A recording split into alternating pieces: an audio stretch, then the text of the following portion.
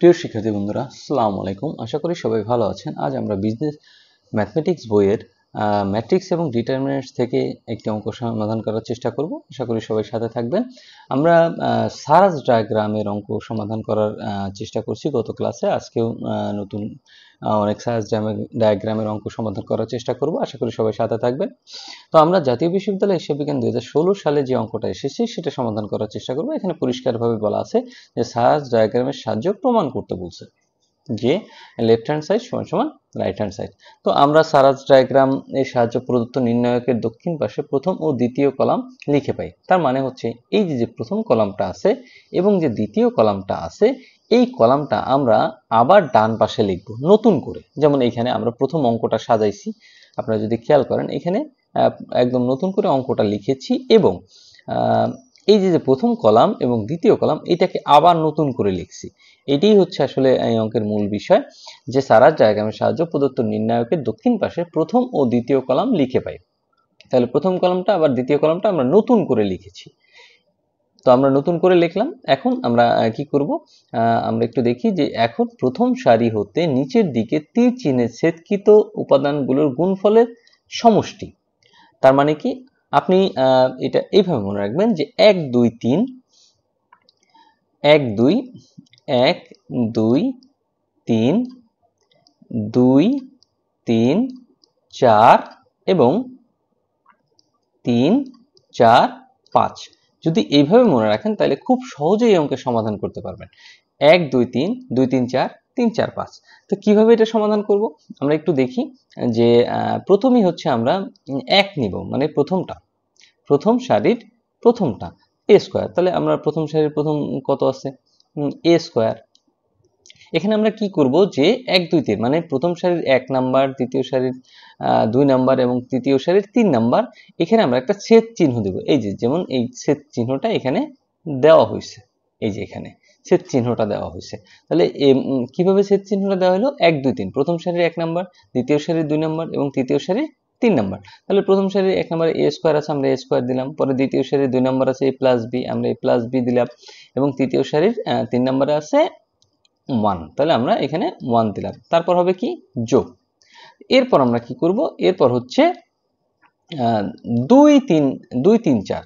তাহলে প্রথম সারির 2 নাম্বার এবং দ্বিতীয় সারির কত 3 নাম্বার এবং তৃতীয় সারির কত 4 নাম্বার। এই যে আমি দেখিয়ে দিয়েছি আপনাদের যে দ্বিতীয় সারির প্রথম সারির 2 নাম্বার, দ্বিতীয় সারির 3 নাম্বার এবং তৃতীয় সারির 4 নাম্বার। তাহলে কি আছে, ab 2b এবং 1। আশা করি বিষয়টা বুঝতে পারছেন। এরপর কি আছে, এরপর আমরা দেখব হচ্ছে 3 4 5। তার মানে প্রথম সারির কত 3 নাম্বার এবং দ্বিতীয় সারির কত 4 নাম্বার এবং তৃতীয় সারির হচ্ছে 5 নাম্বার।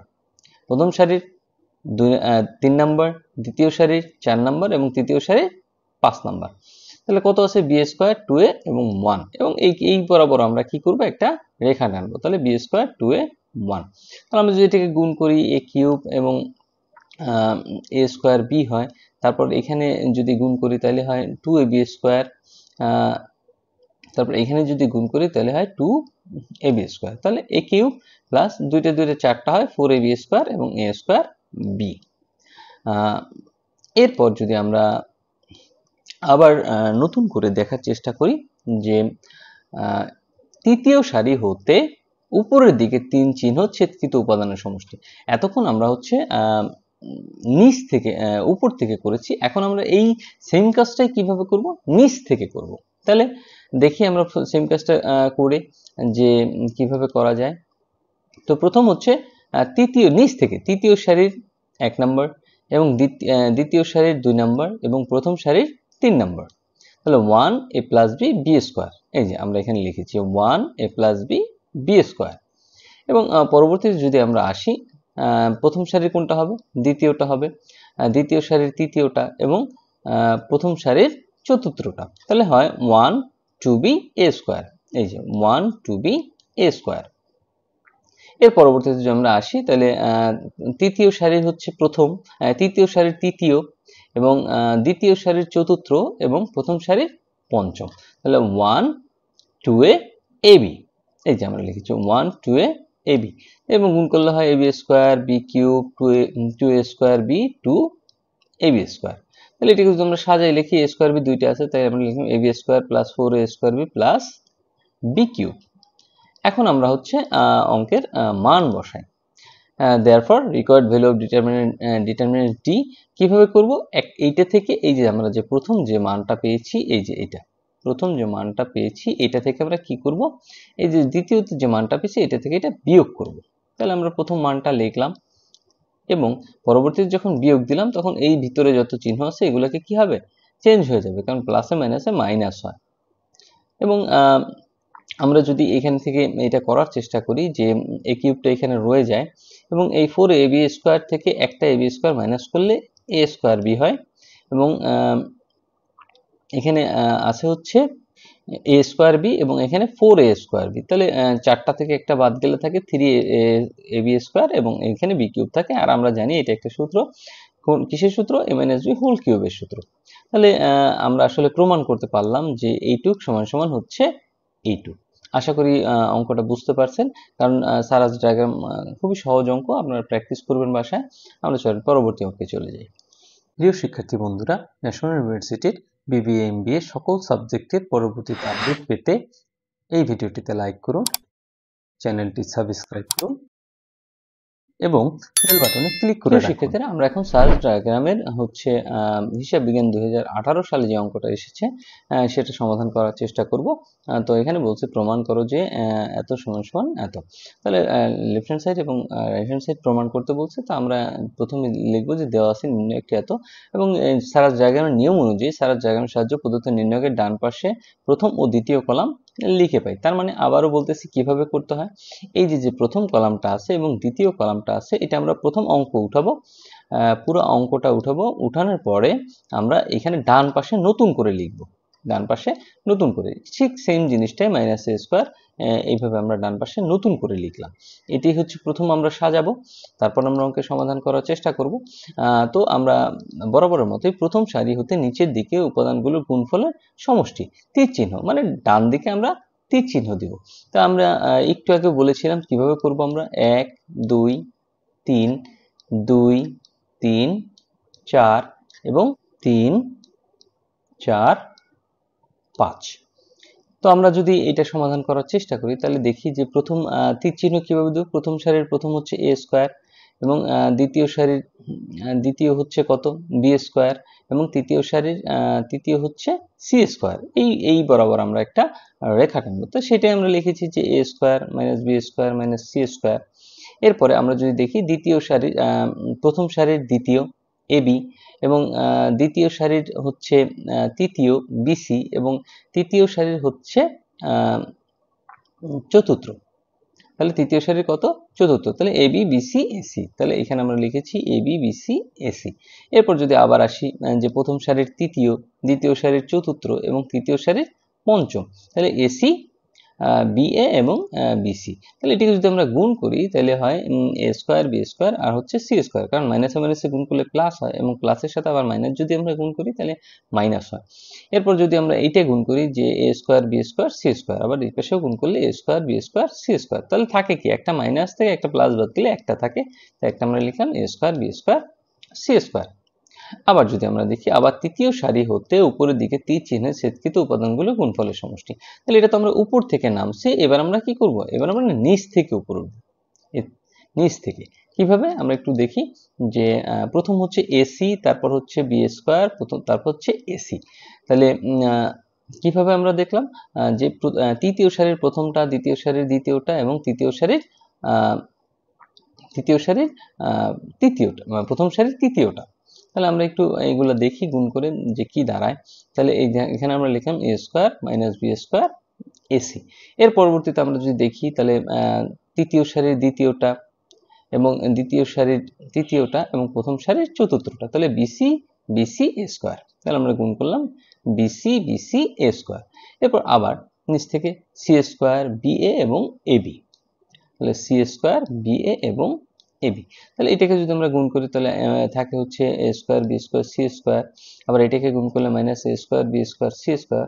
মানে এটাকে যদি আমরা গুণ করি, এটাকে গুণ করলে দাঁড়ায় হচ্ছে এটা। আবার এটাকে যদি আমরা গুণ করি তাহলে দাঁড়ায় হচ্ছে এটা। তাহলে এখানে তিনটা মাইনাসে মাইনাসে যদি গুণ করি প্লাস হয় এবং প্লাসের সাথে মাইনাস গুণ করলে আসলে মাইনাস হয়। তাহলে আমাদের রেজাল্ট দাঁড়ায় হচ্ছে -3a²b²c²। তো এখন আমরা কিভাবে নির্ণয় করব, যে therefore required value of determinant D, এইটা থেকে এই যে আমরা প্রথম যে মানটা পেয়েছিলাম, এই যেটা, এটা থেকে এই যে শেষে যে মানটা পেলাম এটা থেকে এটা বিয়োগ করব। তাহলে আমরা বিয়োগ করলাম, a² এইখানে বিয়োগ দেখাইলাম। তো বিয়োগ দেখানোর পরে a²b² মাইনাস মাইনাসে প্লাস হয়, তাহলে 3টা আর একটা 4টা হয়, তাহলে 4a²b²c²।